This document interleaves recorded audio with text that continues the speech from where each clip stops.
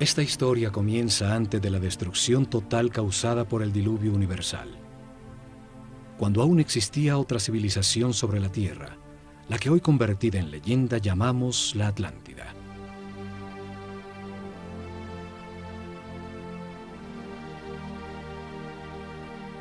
Tenían una sabiduría producto de la evolución de la conciencia del hombre durante miles de años, de las verdades comprendidas sobre el funcionamiento del universo y del proceso que llamamos vida. El estudio de las constelaciones les reveló que la humanidad era una unión viviente entre el cielo y la tierra, que las estrellas y los soles la afectaban, formando estaciones, ciclos y ritmos.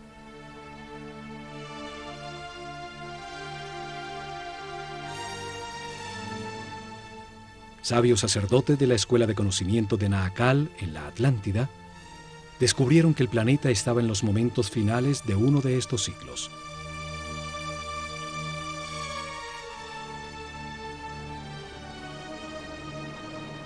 Advirtieron sin ser oídos que una catástrofe inminente destruiría las estructuras que organizaban la vida del hombre.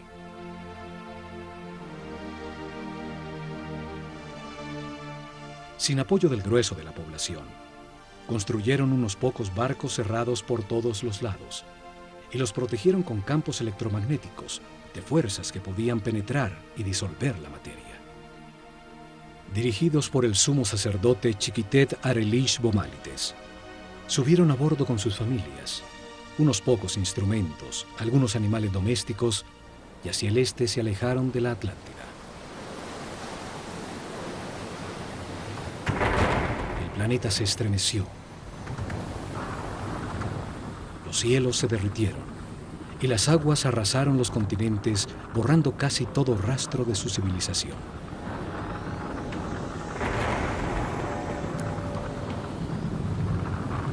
Como evidencia en dos lugares muy cerca a Egipto, se encontraron unas gigantescas losas de piedra, llamadas megalitos, que por su enorme tamaño, peso y difícil ensamblaje, demuestran una tecnología desaparecida, seguramente de la civilización atlante. La primera evidencia está en Baalbek, Líbano. Allí se encuentran las tres losas cortadas de piedra, más grandes y más pesadas del mundo. Son llamadas los trilitones. Cada gigantesca losa pesa 1.200 toneladas, mide 25 metros de largo, 8 metros de ancho y 5 metros de alto. Hoy, el peso más grande que se puede levantar con una grúa, el transportador espacial Discovery, solo pesa 150 toneladas, una décima parte del peso de los trilitones. Hoy no existe la tecnología para levantarlas, y mucho menos para colocarlas con tan extrema precisión. Fueron movidas a su lugar desde 3 kilómetros de distancia donde fueron talladas, y donde aún se encuentra una losa de igual tamaño que nunca fue utilizada por los constructores originales. La misteriosa plataforma, por su enorme tamaño, se convirtió en un sitio sagrado para las culturas que después del diluvio se asentaron en la zona. Asirios, persas, griegos y por último romanos construyeron sus templos más importantes sobre la plataforma.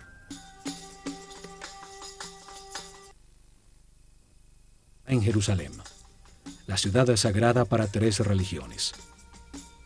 Allí existen otros de estos megalitos, unas gigantescas losas de piedra, cada una con un peso mayor a 800 toneladas. Por su enorme e inexplicable tamaño, también se convirtieron en sitio sagrado alrededor de los cuales creció Jerusalén. Forman parte de la enorme plataforma que sostuvo al templo de los judíos y que hoy soporta la mezquita de El Aqsa y el Domo de la Roca. Las losas son parte de los cimientos del mismo Muro de los Lamentos. Hoy se llega hasta allí por un túnel que descubrió las enormes piedras. Los megalitos de Baalbek y Jerusalén formaban parte de construcciones desaparecidas por el cataclismo universal.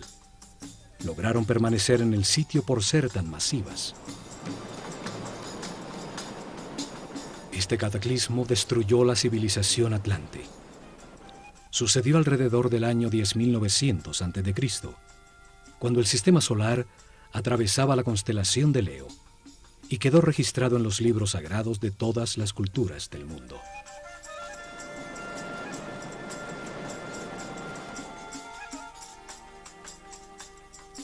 Cuando el equilibrio se recuperó, los sacerdotes sobrevivientes al cataclismo desembarcaron en el centro de la superficie terrestre, en el sitio donde sabían que confluyen las fuerzas telúricas del planeta.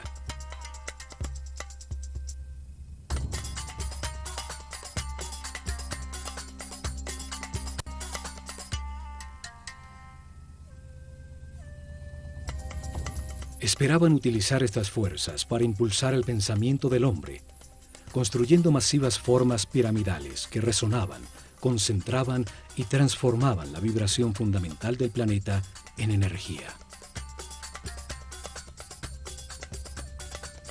Seres muy avanzados espiritualmente tenían un concepto de progreso que no estaba basado en la adquisición de comodidades materiales, sino en lograr la paz y la armonía interior, en transformar un limitado hombre animal en un superhombre. Estos sacerdotes, en un momento que llamaron el Septepi, el tiempo nuevo, vieron resurgir de las aguas un largo y estrecho oasis, una fértil tierra rodeada por un desierto protector bordeando un largo río.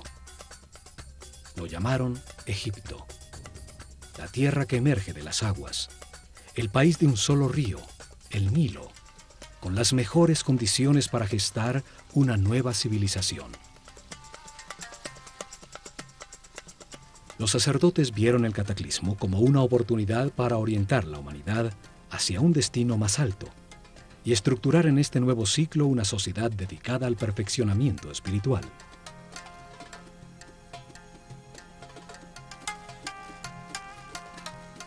La Esfinge demuestra los enormes ciclos de tiempo que consideraban en sus planes. Su forma de león, con cabeza de hombre, resalta el ciclo comprendido entre la era de Leo y la de Acuario, los tiempos de influencia de la nueva civilización. Veían la vida como un proceso diseñado por Dios, en el que el hombre reencarna sucesivamente para perfeccionarse y ascender en las jerarquías del universo. El espíritu del hombre que no comprende al Creador, ni la razón del universo o de su propia existencia, se encarna en un cuerpo para tener experiencias que le permitan adquirir sabiduría y comprensión. En el sitio donde reencarna y experimenta todo, tiene dos extremos opuestos. Es un universo polarizado y dual, que permite la comparación entre las partes para comprender cuál es verdad.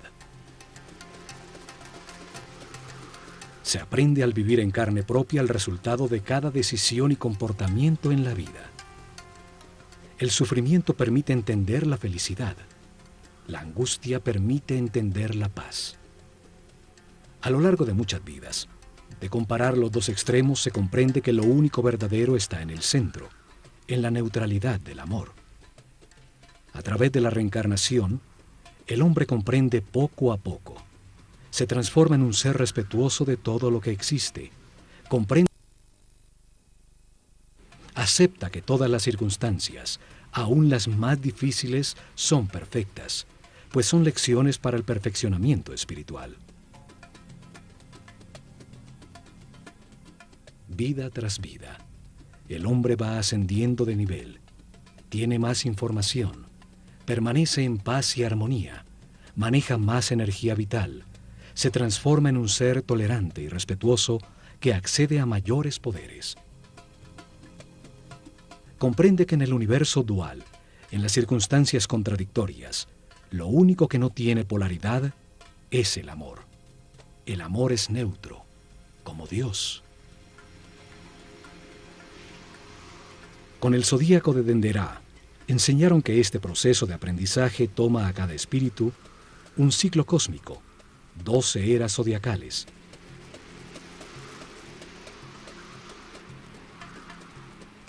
Un giro completo del sistema solar, recibiendo la radiación de cada una de las 12 constelaciones.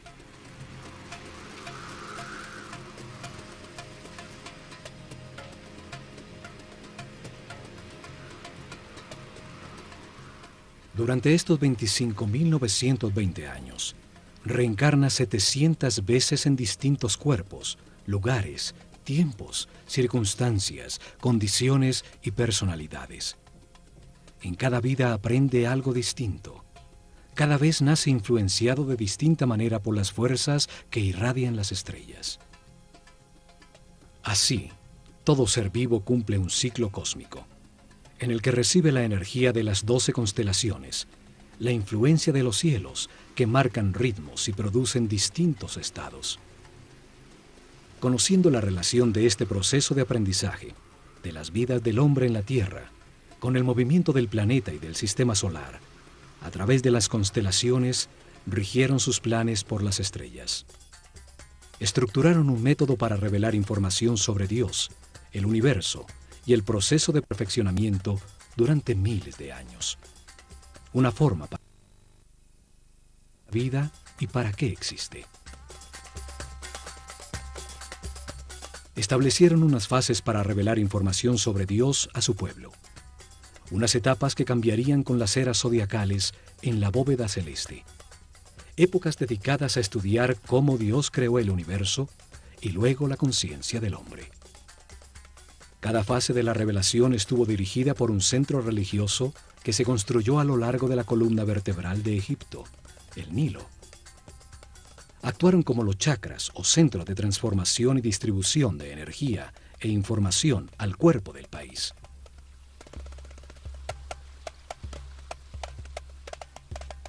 Desarrollaron en 4 épocas, 4 centros religiosos, cada uno dedicado a explicar y lograr comprensión en el pueblo sobre una fase del Génesis.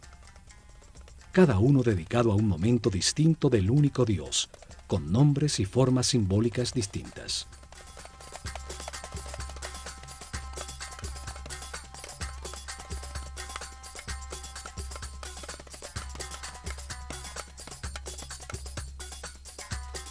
El primer centro religioso fue establecido en Anu, llamada Heliópolis por los griegos, al comenzar la era de Géminis en el año 6620 a.C., en la época predinástica de Egipto.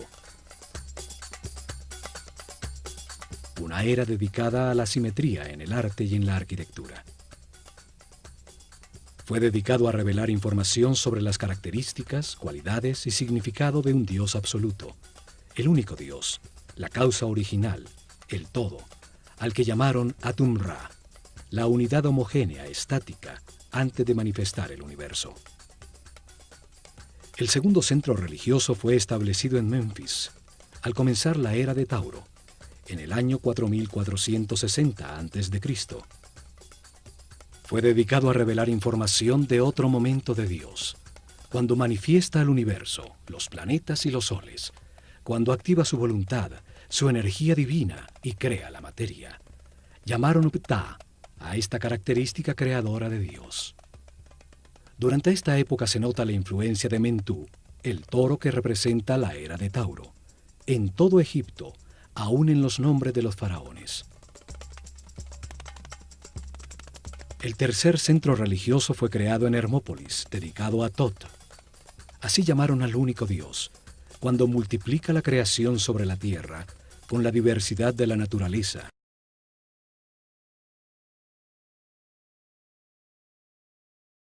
El centro religioso fue establecido en Tebas con la llegada de la época de Aries, el Ram, en el año las plantas y los animales. El cuarto centro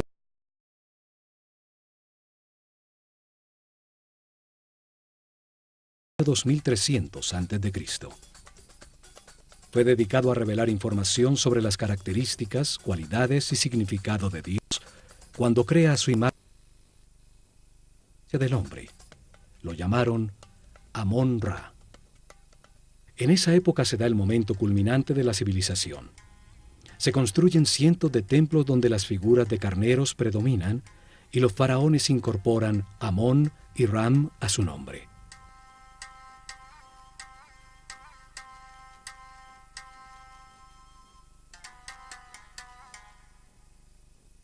Los cambios de era o constelación zodiacal determinaron la duración de cada fase de la revelación.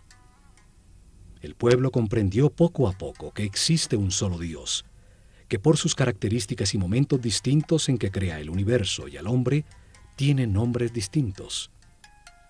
Crearon una escuela de misterios para transmitir su conocimiento, garantizando sacerdotes sucesores de su casta que continuaran el proceso de revelación.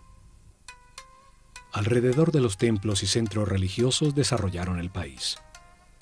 En su interior se dedicaron a transformar a los iniciados en seres respetuosos, capaces de guiar a su pueblo y manejar las fuerzas fundamentales de la naturaleza.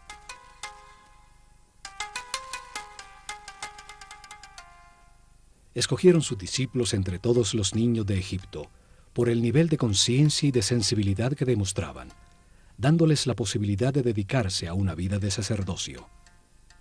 Les dieron información sobre el proceso de perfeccionamiento a través de la reencarnación, sobre Dios y el universo. Les enseñaron ciencias, arte, religión y filosofía. Los entrenaron en ejercitar su autocontrol. Aprendieron a conservar su energía vital, a comprender la importancia del respeto y el libre albedrío, acelerándoles el proceso evolutivo. Los convirtieron en los sucesores de su casta, sacerdotes con el conocimiento y el poder que éste produce, y la misión de guiar al pueblo en un camino de perfeccionamiento general. Se han encontrado estatuas de sacerdotes, unas saliendo de un cubo, otras representados como escribas, seres con el conocimiento. A unos pocos le adicionaron a su nombre la palabra Hotep, que significa sabio, como a Imhotep o Amenhotep, hijo de Apú, como reconocimiento a su sabiduría.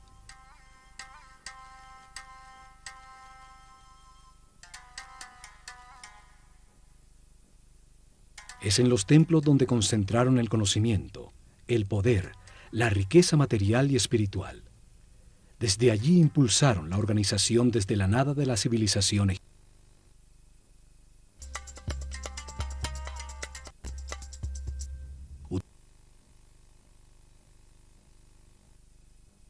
De sacerdotes, que dirigió los destinos de Egipto por miles de años, desde las sombras detrás del faraón.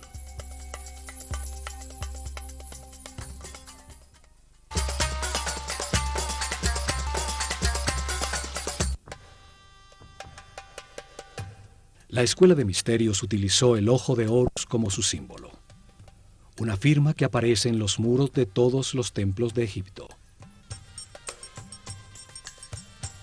Un símbolo trae a la mente, evoca lo comprendido de su forma, su acción principal, transmite una idea de manera muy simple, más allá de las palabras.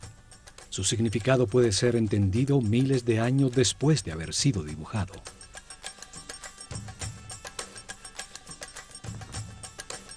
Los ojos son el sentido del sol, el origen de la vida.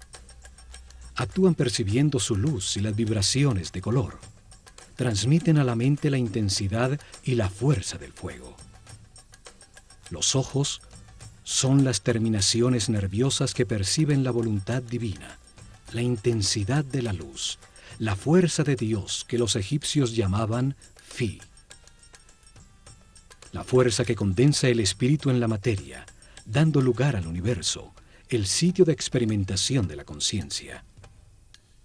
Son los únicos nervios que salen a la superficie del cuerpo y que podemos observar en su funcionamiento vital.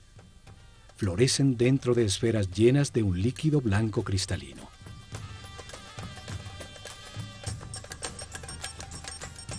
Los ojos simbolizan la dualidad. El ojo izquierdo es solar, sensible a lo negativo. El derecho es lunar, sensible a lo positivo y afirmativo. Cruzan su información para producir la imagen mental correcta del espacio. Simbolizan la experimentación de la conciencia en un universo de contrastes, para encontrar la verdad por comparación entre las partes opuestas. Reaccionan a la luz activa del sol, produciendo en la mente la verdadera luz, la energía vital luminosa, una luz invisible que hace posible la inteligencia y la comprensión de la realidad. Los pájaros evocan la acción de volar, la libertad sin limitaciones materiales. El halcón es el pájaro que mejor ve. Horus, el halcón, representa al espíritu cuando completa su aprendizaje en la vida mortal y limitada. Cuando comprende las verdades del universo, porque las ha verificado en muchas vidas, y se eleva sobre las limitaciones materiales, sobre el tiempo y el espacio. El ojo de Horus es la conciencia inmortal que todo lo sabe, que todo lo ve. Puede volar muy alto sobre todo lo que existe o fijar su atención en cualquier detalle. Evidentemente, los sabios sacerdotes se veían como los observadores y los guías de un proceso de perfeccionamiento hacia la luz. Por eso su símbolo era el ojo de Horus, el ojo que todo lo ve.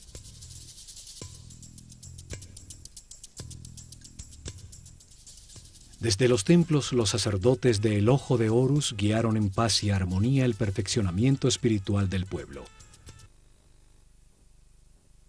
el universo y el proceso que sufre la conciencia del hombre.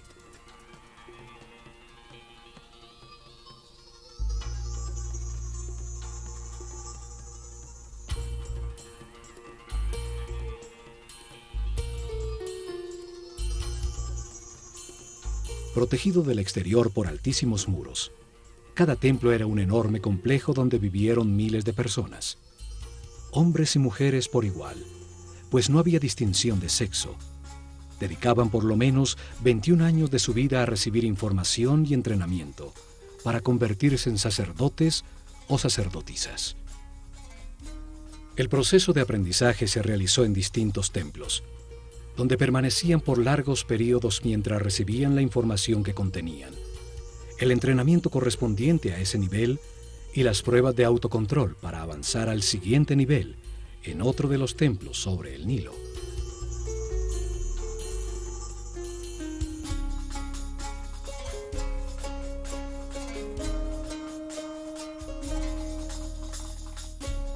Cada templo fue una biblioteca viva con información especializada. Cada uno tenía una lección distinta sobre el universo o la razón de la existencia.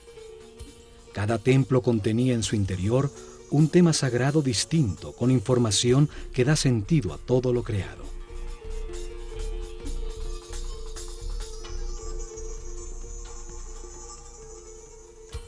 El nivel básico se realizaba durante los primeros 7 años, cuando recibían información general sobre el universo y entrenamiento para manejar los centros energéticos más bajos del cuerpo.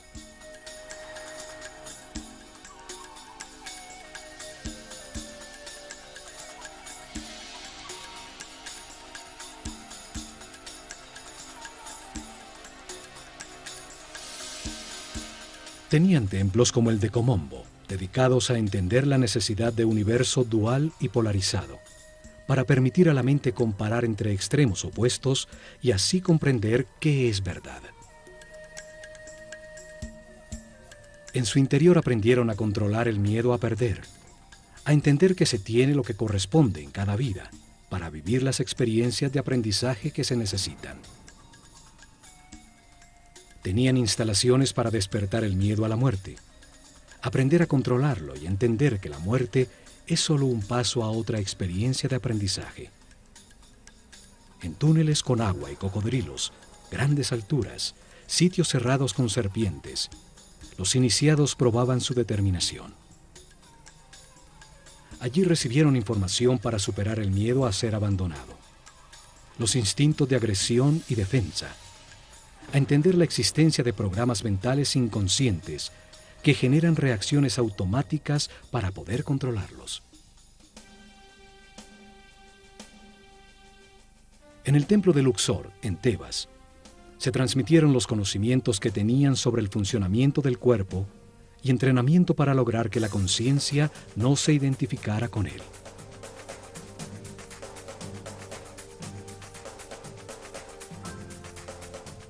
El templo entero era como un organismo humano. Cada salón representaba un órgano con información en sus muros sobre su función principal.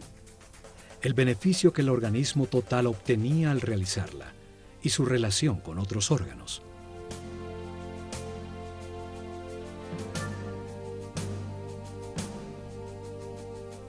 En su interior realizaron ejercicios de concentración y de movimiento, guiando su mente a cada órgano, hasta que hicieron consciente el cuerpo entero y lo manejaron a voluntad como un excelente instrumento.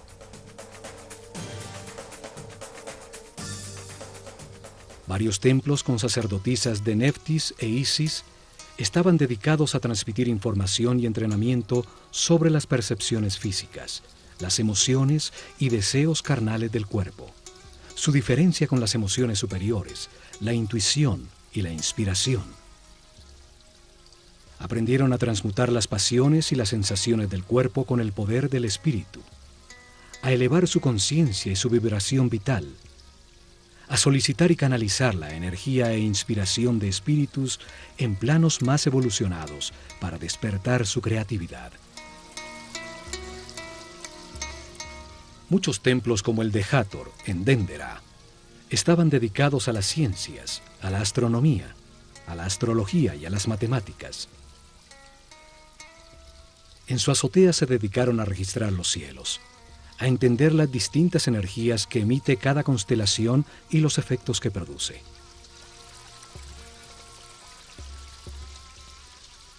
Sí, las estrellas, controlando la duración del año solar, la fecha exacta del desbordamiento del Nilo, el momento en que la Tierra cambió de la era de Tauro a la de Aries, los ciclos que afectan el proceso de evolución.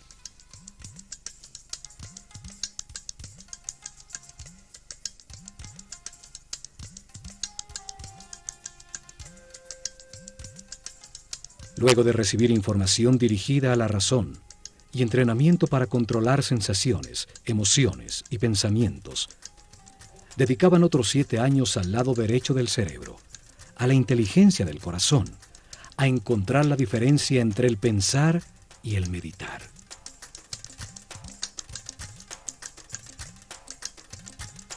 El templo de Karnak, el más grande de Egipto, estaba dedicado a la conciencia, a analizar las fuerzas que la moldean, a entender el proceso de evolución y a acelerarlo utilizando la concentración en conceptos, palabras, sensaciones, puntos exactos o movimientos.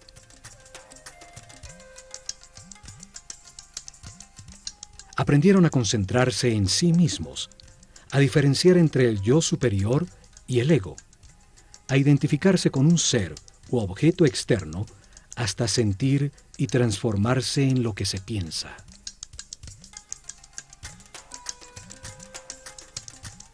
Realizaron ejercicios de telepatía en cercanía física, luego a distancia en un momento determinado del día, hasta aprender a comunicarse mentalmente en cualquier momento.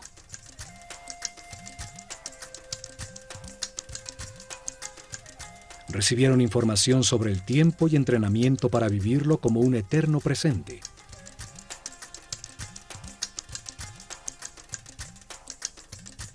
Entendieron que pensar es comparar para conocer y que cuando todo se sabe ya no se piensa ni se compara. Aprendieron a cambiar de estado o nivel vibratorio, a manejar las circunstancias externas, logrando el equilibrio emocional como una decisión mental interna.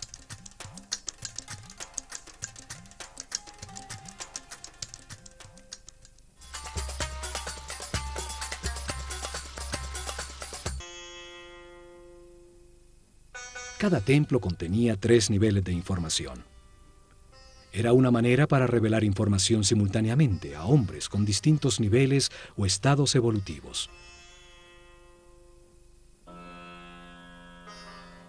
El primer nivel transmitía información básica dirigida al pueblo. Cada templo contaba una sencilla historia llena de símbolos y personajes fantásticos. Un drama sagrado fácilmente comprensible. Las ideas eran expresadas como mitos en forma de historia.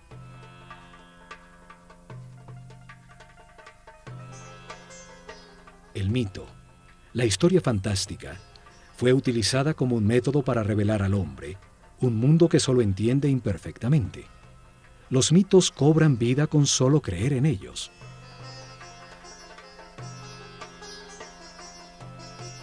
Inventaron personajes con características simbólicas, con formas que traen a la mente su función y actividad principal, que participaban en sencillas historias, parábolas que cuentan verdades sobre la naturaleza humana, sin lo árido o lo abstracto de la filosofía o la metafísica. El pueblo recibió información sobre cada tema sagrado al escuchar la historia central de cada templo, al conocer las debilidades y fortalezas de cada personaje, las circunstancias que atraviesa y la manera como se resuelven.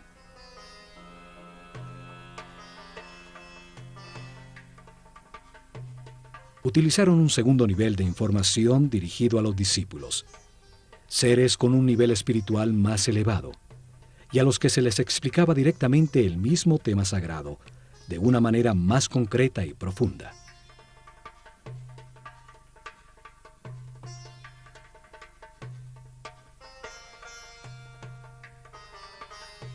Para ello utilizaron las escenas descriptivas del mito, talladas en los muros del templo.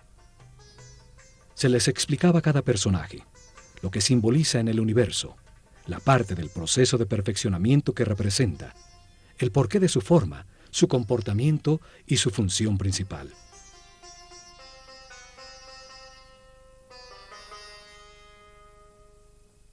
La sabiduría de los sacerdotes de El Ojo de Horus es evidente en la historia que cuenta cada templo, en las formas que utilizaron como símbolos. El solo verlos trae a la mente la acción vital que representan o la cualidad que se gana al hacerla. Al utilizar hombres con cabeza de animal como símbolos, los transforman en ideas que evocan la característica vital del animal. Traen a la mente la función que el animal cumple en el universo.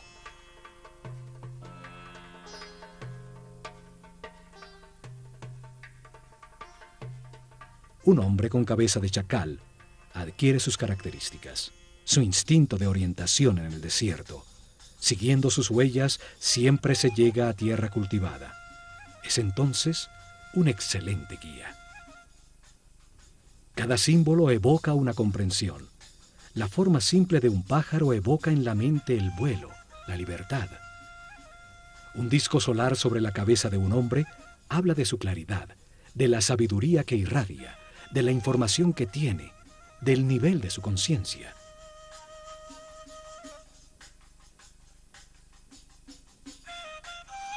Estudiaron detenidamente los animales e insectos.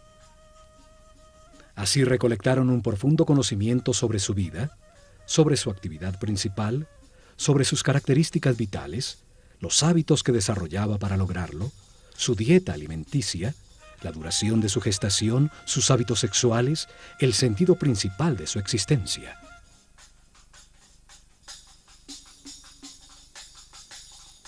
Escogieron los animales más idóneos para representar una acción vital y lo que logra el universo cuando se ejecutan.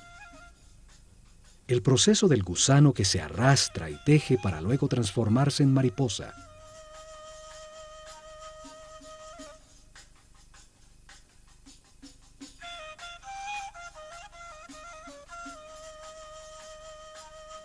Entre todos los pájaros, el halcón es el que mejor ve. Tiene un cerebro óptico, con la vista más perfecta y desarrollada. Por eso es escogido como símbolo para representar esa función vital, el sentido de la vista. Una figura humana con cabeza de halcón es un ser que todo lo ve, que domina el panorama, viendo perfectamente cada uno de los detalles en los que enfoca su atención.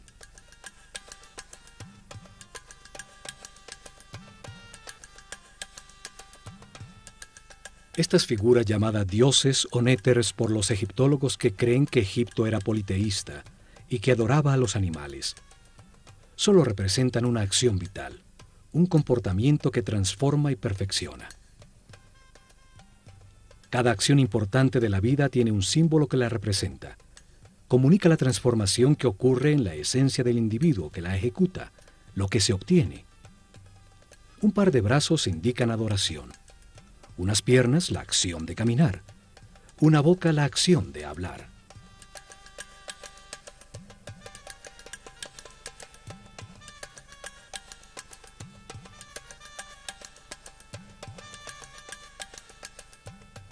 Y por último, en un tercer nivel de información, cada templo guardó un código secreto embebido en el símbolo mismo, solo conocido por los altos sacerdotes y maestros, con información sobre fuerzas y energías fundamentales, cómo controlarlas y utilizarlas para prestar servicio a su pueblo.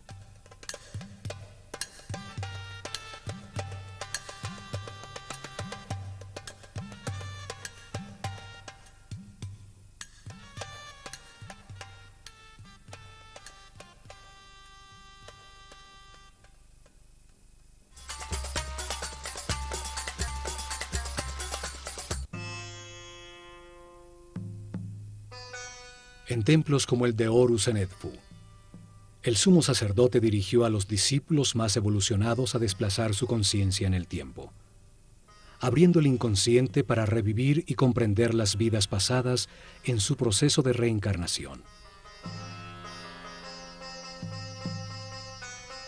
El sumo sacerdote siempre fue un ser muy avanzado en el camino espiritual.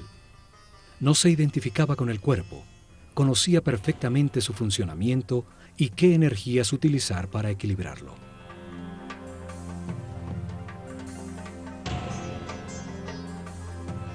Controlaba desde su centro nervioso en la corona el más alto nivel de energía vital. Permanecía en un eterno presente irradiando amor, guiando y sirviendo con su divino poder.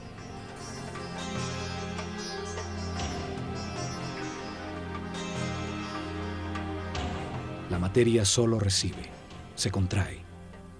El dar es radiar. Es una característica vibracional del espíritu. Los seres de cada nivel reciben y transmiten a sus niveles inferiores.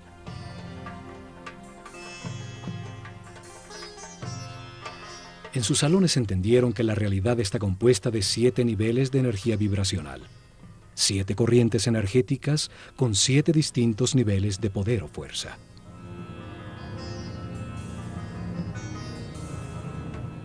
El cuerpo tiene 7 chakras o centros de transformación de la energía fundamental del universo.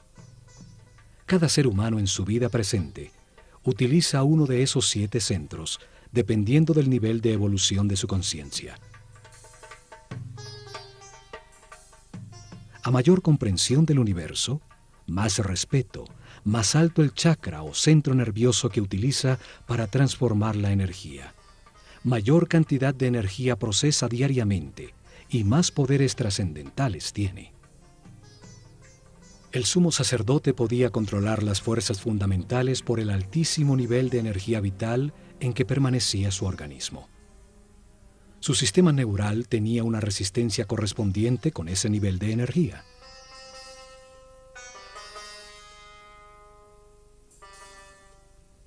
Así, en todos los templos de Egipto, los iniciados recibieron información y entrenamiento.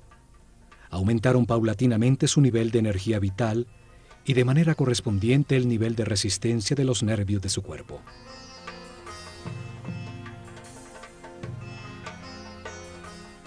Aprendieron a mantenerse en paz, armonía, a respetar todo lo que existe, a aceptar la perfección del universo para conservar sus niveles de energía vital en el camino de perfeccionamiento que lleva a la omnipotencia, al control de fuerzas y energías superiores. Una intensa preparación física, mental y espiritual que terminaba con el momento de experimentar la totalidad y la nada, lo manifestado y lo inmanifestado, y recibir en una pirámide una poderosa energía que permite vislumbrar el 7º nivel de conciencia.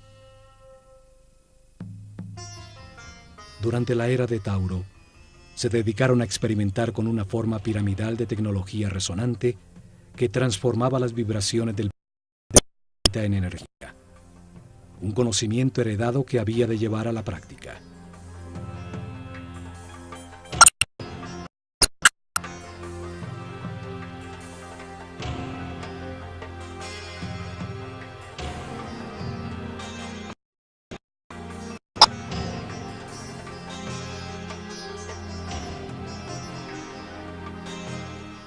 Colocaron masivas formas piramidales que pesaban millones de toneladas en puntos neurálgicos sobre la malla electromagnética del planeta.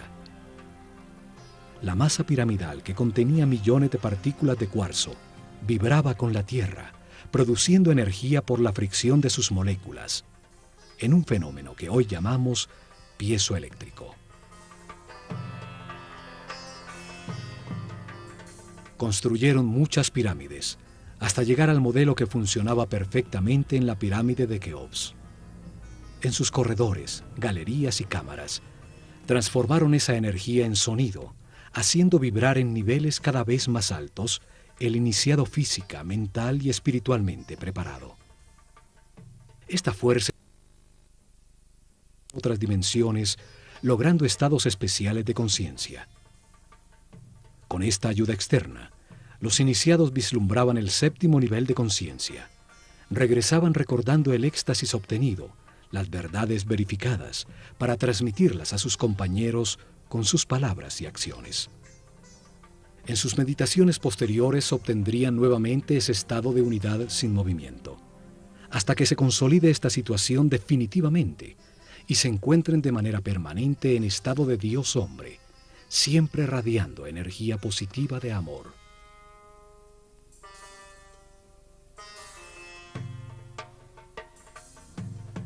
Los conocimientos sobre las formas puras del universo, los bloques básicos con los que se organiza la energía y la materia, fueron fundamentales para el desarrollo de la civilización egipcia.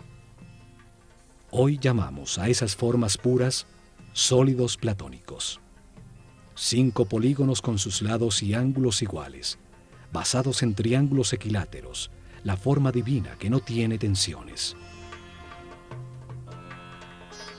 Utilizando estas formas pudieron producir efectos de resonancia y concentración energética para elevar la percepción de la conciencia, para lograr efectos de superconductividad con los que se anula la fuerza de gravedad. Hoy se ha descubierto que el planeta tiene puntos neurálgicos, llamados nodos diamagnéticos, donde se puede controlar la fuerza de gravedad del planeta y producir fenómenos de superconductividad. La superconductividad permite amplificar o disminuir la fuerza de gravedad. Al aumentar el peso de las losas de piedra, se enterraban como cimientos sin necesidad de excavar para lograrlo. Al disminuirla, las hicieron livianas, para empujarlas y moverlas fácilmente desde lejanas canteras. En la isla de Segel, se encontraron hieroglifos con fórmulas e ingredientes para producir una especie de concreto que parece roca. Científicos franceses lo han descifrado parcialmente. Sus experimentos confirman que se trata de geopolímeros que al solidificarse producen un tipo de piedra. Esto explica la facilidad para hacer juntas tan exactas entre las piedras de sus templos, logrando utilizar los bloques ya fundidos como formaleta de los nuevos.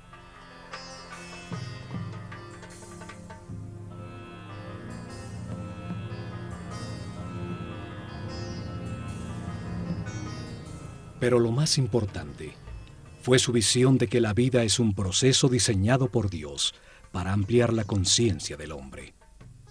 Que el espíritu del hombre se encarna repetidamente en un cuerpo para comprender la armonía por los resultados de sus decisiones.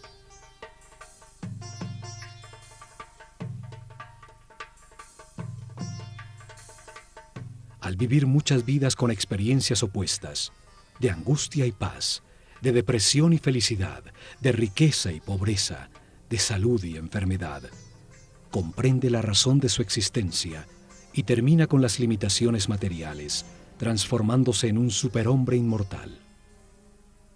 Un ser que no pierde en la muerte la conciencia o la información acumulada. Un espíritu sabio al final de un proceso que sube otro peldaño más en la perfección del universo.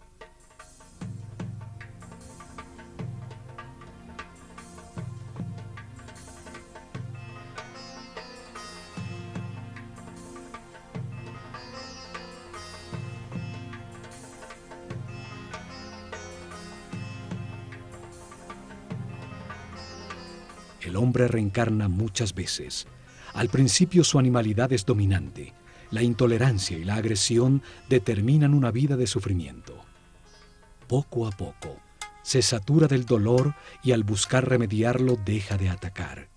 Encuentra la paz y con ella altos niveles de energía vital.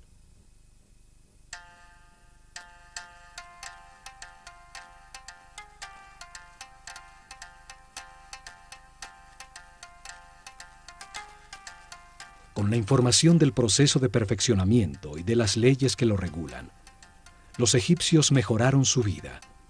Aceptaron los momentos difíciles como parte de su camino de aprendizaje, logrando permanecer en paz y armonía.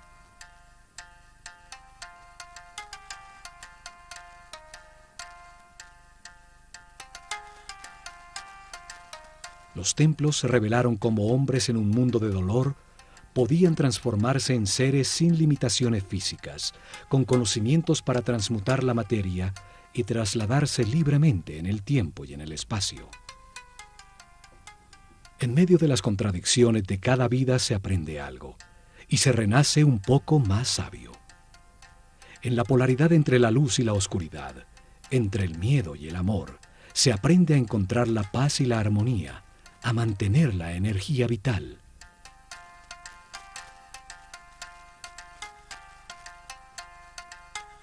Al experimentar en carne propia los tormentos y la angustia que producen la ira, el odio, el rencor o la venganza, se comprende el valor de la armonía. Al comprender que cada decisión produce paz o sufrimiento, se puede pasar del infierno de la vida al cielo de la misma. El pueblo entendió que todas las acciones de la vida diaria, pescar, sembrar, cosechar, son una manera de acercarse a Dios, de ser más perfectos cada día. Lograron una comunidad en paz y una felicidad tal que cuando el historiador griego Heródoto visitó Egipto en el año 500 a.C., no pudo menos que afirmar: de todas las naciones de la tierra, los sanos y religiosos.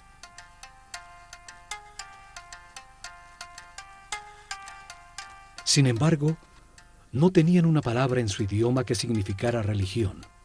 No veían ninguna diferencia entre lo sacro y lo mundano. Se veían como los encargados de comprender que Dios, el universo y el hombre forman una unidad manifestada por amor.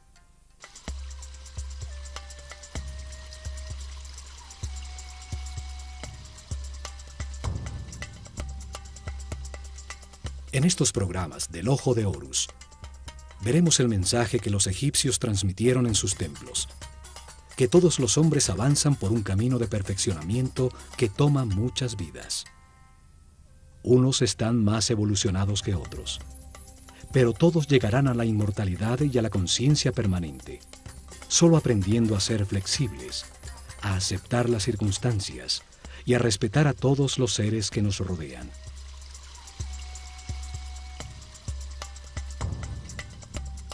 El camino puede ser de sufrimiento o de paz y armonía. Depende que se valore lo que se tiene y se agradezca la oportunidad de estar vivos para tomar conciencia que fuimos creados por amor.